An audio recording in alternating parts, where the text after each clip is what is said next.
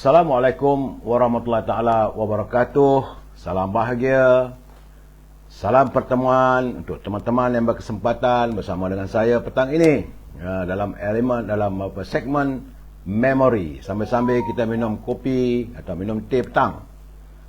Ruangan ini hanya untuk menceritakan zaman silam. Kenangan-kenangan waktu silam, saudara. Apa khabar saudara Jebat Durhaka? Saya bercerita yang ini saudara, lain tak ada segmen yang lepas. Masih lagi cerita berhubung dengan Allahyarham Datuk Harun Idris, saudara ya, saudara Lan Basung, Puan Nur Hisham Muhammad, saudara Nur Hisham ya, saudara Ijah Nuriah, Syah Ibrahim, Nafisyah Shah, saudara Ikram, Colin, Adi Warna di Instagram. Jangan lupa saudara like, share dan subscribe. Ya, saudara Abdul Nasir, saudara Atan Likas, apa khabar Tan? Saya ada hantar mesej dalam WhatsApp. Harap saudara dapat hubungi saya nanti. Saudara Abdul Hamid dari Kuantan. Baik saudara, anda minum teh, ada goreng pisang ke hari ni? Bersyukurlah kita masih berkesempatan minum teh ya. Puan Nani, saudara Adi Warna, saudara Raini Adnan, mari kita juga saudara Raja Kamal, Raja Baizan. Apa khabarku? Moga sehat di Sungai Petani. Minum teh ni lawannya apa? Ada kuih cokodok ataupun kuih goreng pisang. Saya cuma baru lepas makan nasi ayam kampung tengah hari. Kenyang lagi ya saudara Jaafar Syuhadah. Baik saudara, kita masih lagi sembang-sembang memori, cerita kenangan saya bersama dengan Allahyarham Datuk Harun Idris. Saya menyambung lagi kisah semalam bagaimana Allahyarham Datuk Harun Idris menjadi mangsa kepada percaturan politik. Kerana selepas Tan Chee Koon selaku ketua pembangkang di Parlimen membawa isu tentang adanya korupsi di kalangan pemimpin UMNO, maka Datuk Harun dihadapkan ke mahkamah. Saat itu saya mungkin ramai yang tidak tahu, Allahyarham Tun Razak mencari jalan untuk menyelesaikan masalah warga UMNO kalau yang ada bermasalah ketika itu, saudara, sekitar tahun 1976, 74, 76, 75, 76, saudara. Jadi Allahyarham Tun Razak mencadangkan kepada almarhum Tun Datuk Harun supaya menjadi duta, meletakkan jawatan sebagai Menteri Besar Selangor dan meletak jawatan sebagai Ketua Pergerakan Pemuda UMNO Malaysia dan menjawat jawatan sebagai Duta Malaysia ke Bangsa-Bangsa Bersatu. Waktu saya berbual dengan Allahyarham Datuk Harun, saya tanya kenapa Datuk tak terima jawatan itu. Dia kata bahawa waktu itu kes dia sudah pun dibawa ke mahkamah. Dia macam kes Datuk Zahid Hamidi lah.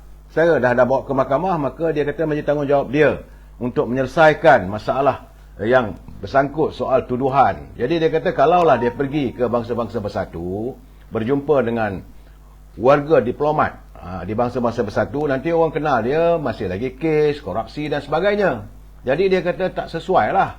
Jadi dia minta pada Tun Razak, biarlah saya selesaikan kes saya ini.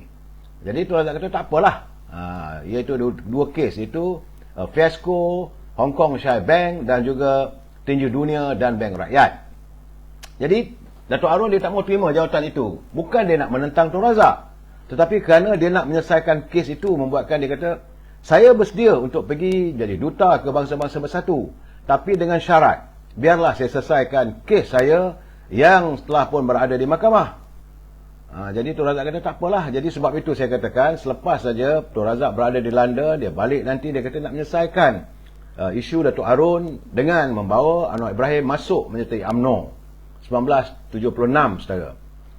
Waktu itu juga takdir Allah SWT, Tun Razak meninggal dunia. Dan waktu itulah mereka yang mengelilingi Tun Razak yang ada berfahaman Marxis komunis berpindah daripada Tun Razak mengelilingi Datuk Hussein On, dan mereka membuat fitnah mengatakan bahawa Datuk Harun memang menentang Tun Hussein On ketika itu.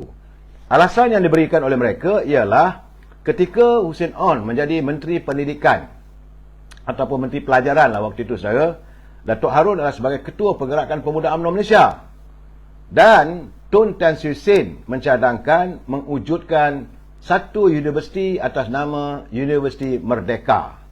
Ini saudara kena ingat, saudara, dulu Jadi Datuk Harun adalah penentang paling utama untuk menentang wujudnya Universiti Merdeka, di mana dia seperti macam mana Nanyang Universiti di Singapura. Dia tujuan universiti itu untuk warga keturunan Tionghoa melanjutkan pelajaran mereka di Universiti Merdeka. Macam juga kita ada waktu itu Universiti Melaya. Jadi Datuk Harun bersama dengan pemuda menentang habis-habisan penubuhan. Akhirnya Tun Hussein On, Allahyarham Tun Hussein On waktu itu menjadi Menteri Pendidikan, berundur setapak menggantikan Universiti Merdeka kepada dia panggil apa waktu itu, Kolej Tengku Abdul Rahman. Itulah asalnya. Jadi Kolej Tengku Abdul Rahman asalnya, saudara, adalah sepatutnya jadikan Universiti Merdeka. Jadi dengan cerita itulah kumpulan yang mengelilingi Datuk Arun, mengelilingi Tun Hussein On mengatakan Datuk Arun akan menentang you at all the time. Jadi kerana itu Hussein On meneruskan perbicaraan, dan I want to see him rot in the prison. Saudara jangan lupa, saudara, ini peristiwa silam. Bagaimanapun selepas terkurung dalam penjara sekian lama, akhirnya Datuk Arun bertanding jawatan naib Presiden UMNO, dia menang dan dibebaskan.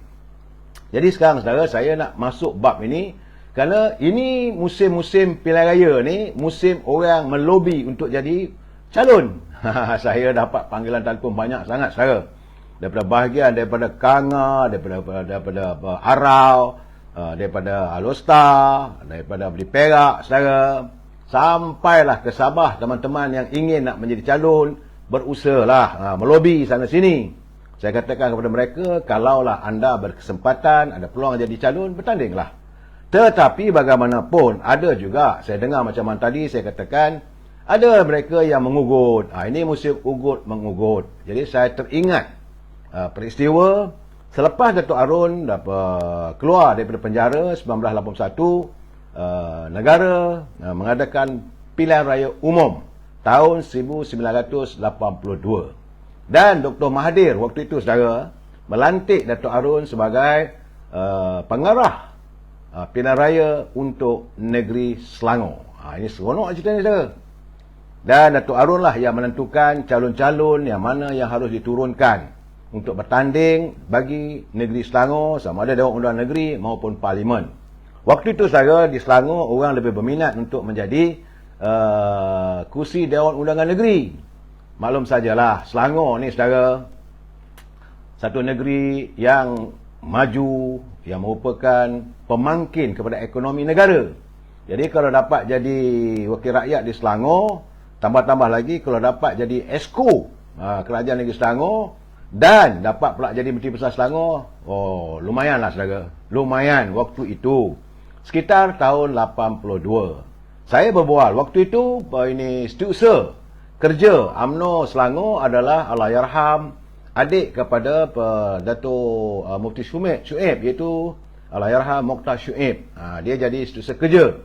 Dan dialah yang menentukan nama-nama calon-calon yang dipilih oleh Datuk Arun berdasarkan kepada pemilihan bahagian dan sebagainya. Ya, saudara.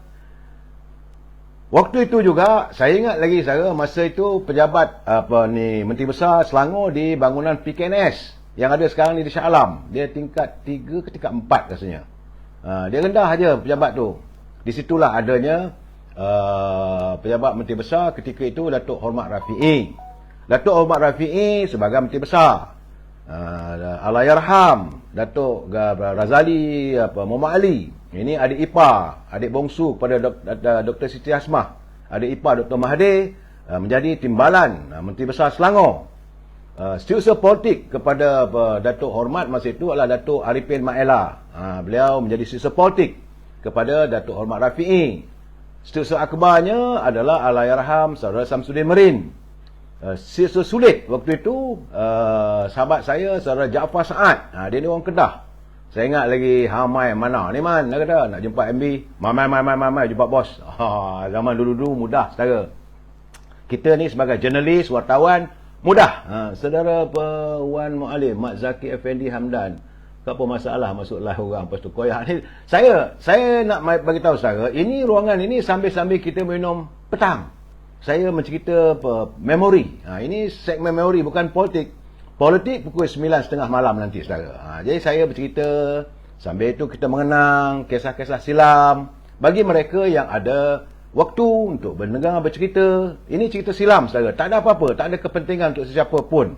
Cuma saya nak cerita ni ada persamaan macam mana sekarang ni. Waktu ini saat orang tengah bergelut untuk menjadi calon, saudara. Saudara. Jadi Setiausaha Akbar, Allahyarham, sahabat saya, saudara Syamsuddin Merin. Setiausaha sulit kanannya SUSK adalah saudara Jaafar Saad. Sekarang ni dah jadi peguam. Kalau beliau mendengar mesti dia ketawa cerita ni. Sebab Wak Hormat ni, sekarang panggil dia Wak Hormat lah. Dia ahli Dewan Undangan Negeri kawasan di Kuala Langat sana tu. Selalulah saya kadang-kadang nakal juga, saudara, melawak dengan dia. Dan nanti bab Datuk Hormat Rafiq ini saya akan cerita lagi nanti, saudara. Kerana banyak pengalaman lucu saya dengan Allahyarham Datuk Hormat Rafiq. Dia bukanlah keluar daripada universiti, tidak. Dia asalnya anggota polis, sarjan polis, jadi pemain drum. Ya, saudara. Dan berbalik pada kisah Datuk Arun, ya. Bila Datuk Arun jadi pengurusi pilihan raya Negeri Selangor, waktu itu dia tidak diberi kesempatan oleh Dr. Mahathir untuk bertanding sebarang jawatan dalam pilihan raya. Saya tanya juga dengan dia, "Tok, kenapa tak jadi calon?" Dia kata, "Tak apa, Dr. Mahathir dah janji dengan saya, ada jawatan besar untuk saya lepas pilihan raya ini. Biarlah saya selesaikan pilihan raya di Negeri Selangor ini." Jadi Tok Arun ni menjelajahlah kepada seluruh Negeri Selangor sebagai pengarah pilihan raya Negeri Selangor. Kebetulan saya menjadi wartawan waktu itu, saudara.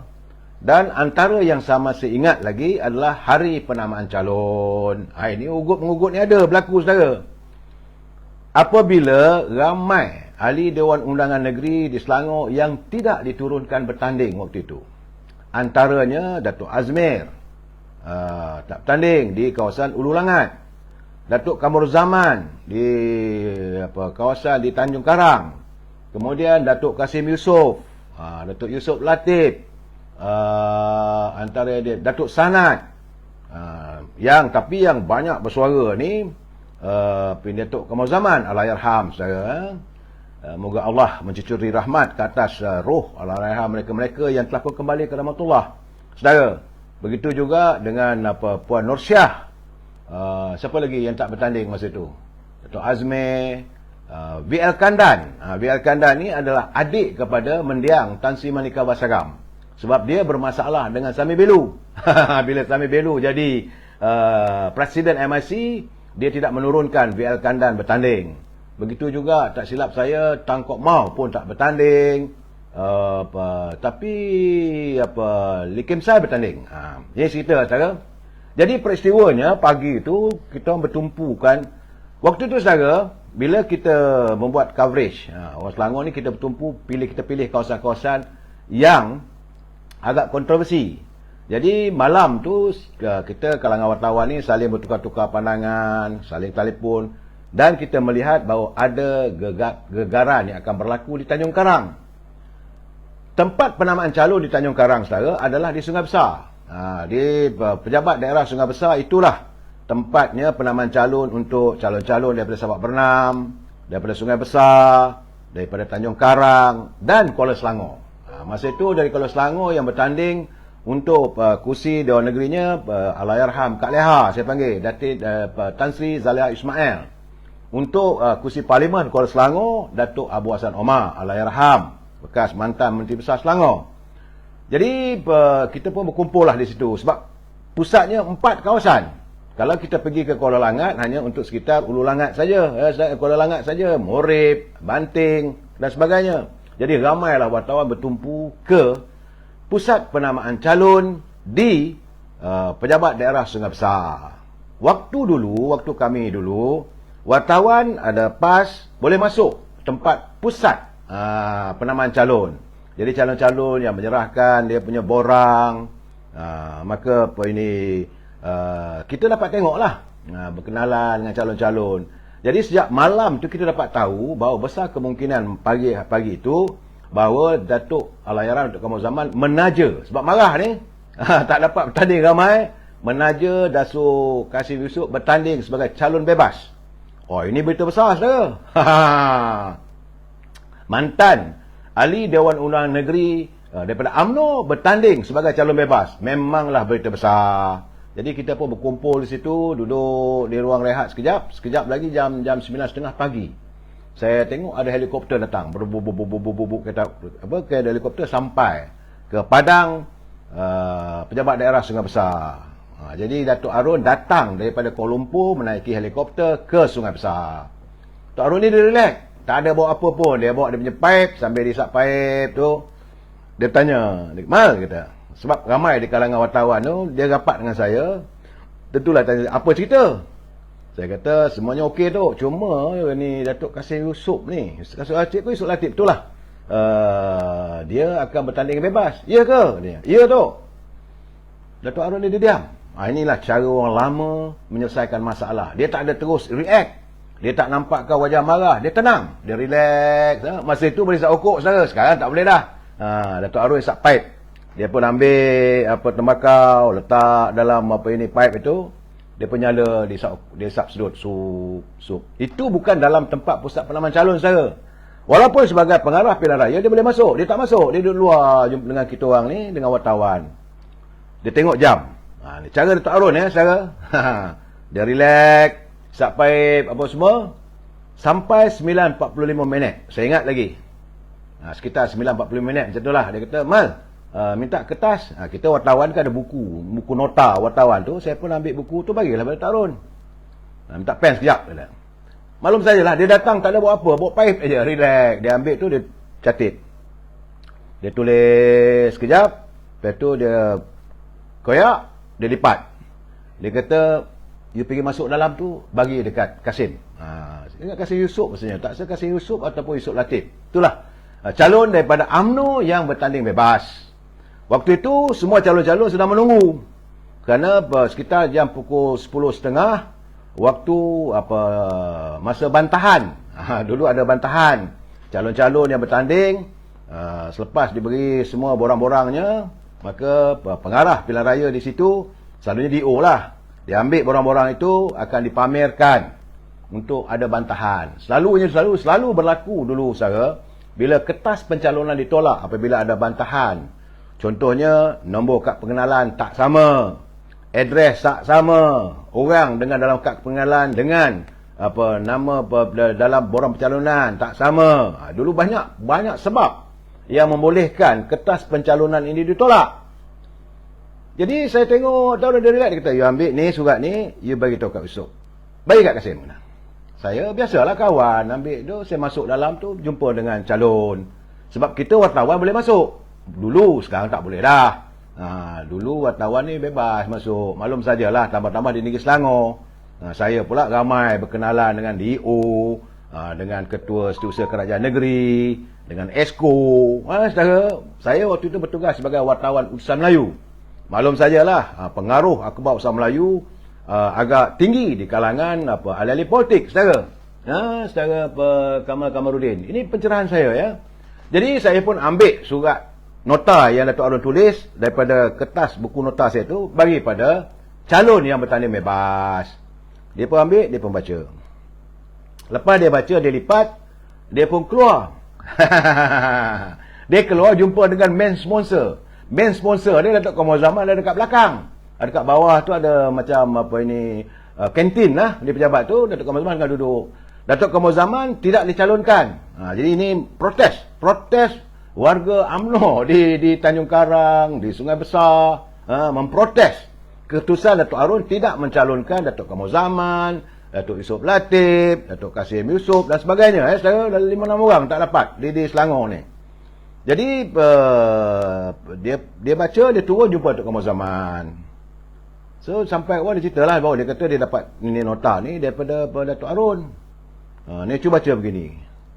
Di sinilah letaknya kebijaksanaan Datuk Arun. Sebab tiba-tiba saja Datuk Kamal Zaman dia marah, dia tepuk meja, dia lempang. Dia kata, pergi naik sekarang dia. Teruskan juga sebagai pencalonan. Dan waktu calon ini naik semula, nak masuk bilik pencalonan, tepat pukul 10 pagi, pintu ditutup. Inilah bijaknya Datuk Arun. You tahu apa nota yang ditulis tu? Yang Datuk Arun tulis, yang saya ingat lagi saudara, tulisannya dalam kertas tu, dia kata, Saudara Yusof. Saudara Yusof ke Saudara Kasim, gitulah. Saya minta maaf, mungkin nama tu saya confuse, tapi boleh refer balik dalam Wikipedia. Calon UMNO tak dapat bertanding. Dia bertanding, nak bertanding bebas, tapi tak dapat meneruskan kerana dia di luar.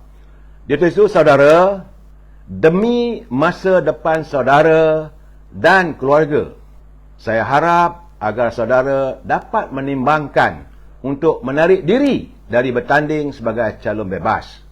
Jika ada apa-apa masalah, elok kita rundingkan bersama selepas ini. Datuk Harun Idris.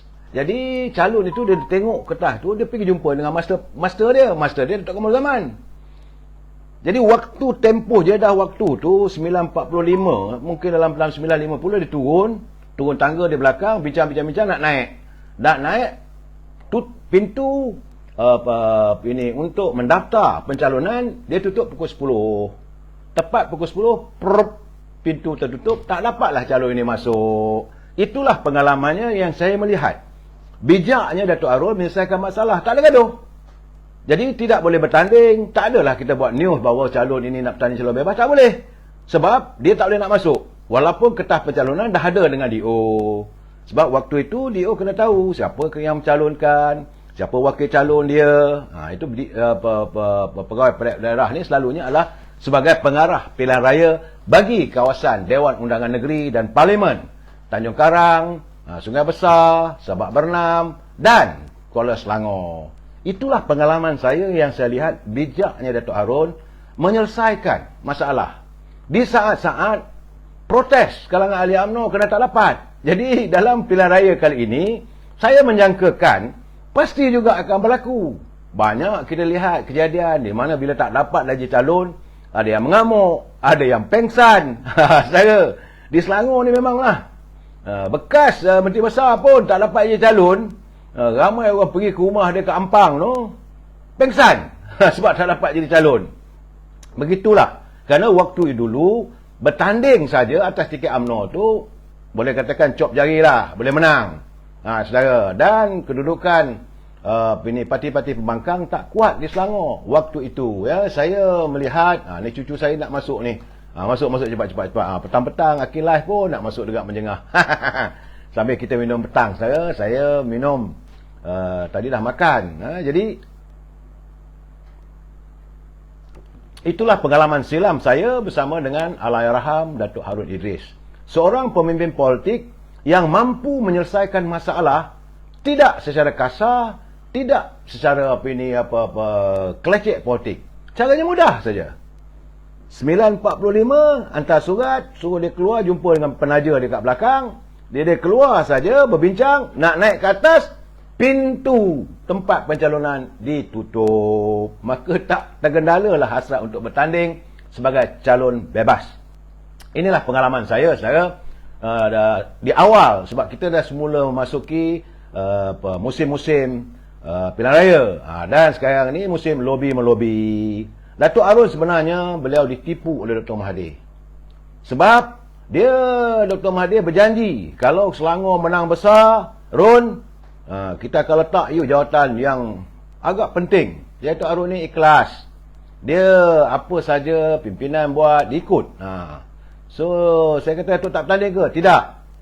Sebab Dr. Mahathir janji jawatan penting. Rupanya hanya sebagai pengerusi syarikat kewangan usaha KUB. Syarikat UMNO. Ada sekarang ni dekat Jalan Tunku Abdul Rahman. Itulah saja. Saudara. Tapi dia tak pernah bising. Dia tak pernah mengamuk, tak pernah memprotes, tak pernah marah, menjalankan tugas sampailah ke akhir hayatnya. Begitulah saya melihat perjuangan Datuk Harun yang meletakkan kepentingan parti mengatasi segala-galanya.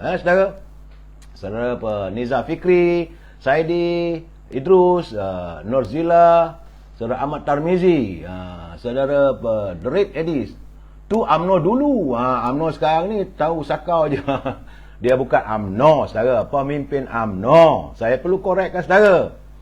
Dan jangan kata sakau, tak baik. Kita tak ada bukti, jangan kita tuduh orang. Saudara, arwah Datuk Arun berpesan dengan saya. Dia kata, jangan sesekali kita menuduh orang. Kadang-kadang orang itu terinaya. Saya benar sebab macam Datuk Arun, beliau adalah antara pemimpin politik yang diinaya oleh pimpinan tertinggi dan adanya komplot. Komplot waktu itu yang mengelilingi Tun Razak adalah komplot yang dikuasai oleh ideologi komunis Marxis. Bila Tun Razak meninggal, mereka mengelilingi Tun Hussein On. Sebab itu lepas itu berlaku tangkapan yang ramai jugalah. Sebab dipercayai sebagai ejen komunis, bukan komunis daripada China, komunis daripada Marxis, Russia, saudara. Saudara Sofi Intan, terima kasih. Selamat Aca. Selamat Sawira. Minta dah komen calon anak beranak di Matang Pauh macam mana. Zaman Datuk Arun dulu tak ada calon anak beranak. Apabila anaknya bertanding, Datuk Mazlan Harun bertanding di kawasan Lindungan. Mungkin juga agaknya dia tak memilih untuk tak bertanding sebab anak Datuk Arun bertanding kawasan Lindungan. Datuk Mazlan Harun. Tapi tak ada pula pegang jawatan besar-besar, tak ada saya. Saya Hatan Atun, anak saya bila lagi anak saya buat live saya tak tahu.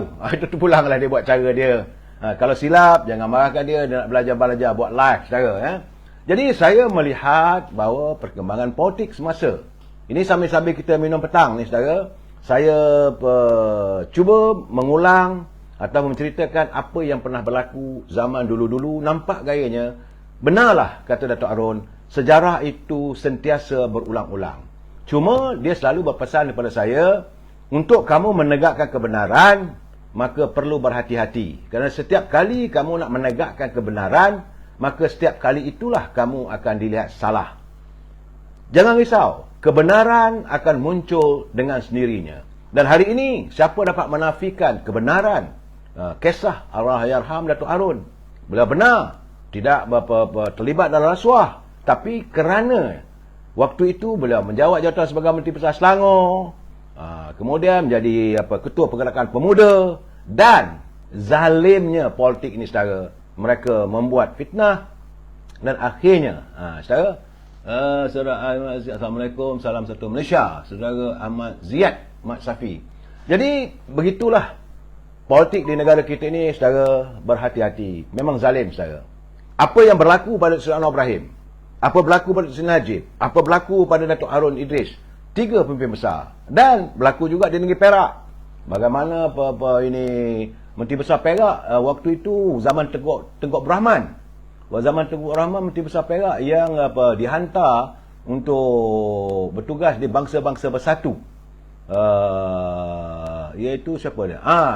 Itu Tan Sri Ghazali Jawi yang ada bermasalah, yang dituduh korupsi macam-macam lah, bermasalah dengan istana apa semua.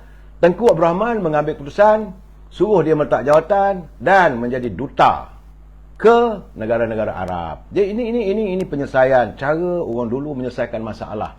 Saudara Abdul Rahim, selamat petang, salam pencerahan, semoga dipermudahkan insya-Allah ya. Saudara terima kasih Nizam Fikri.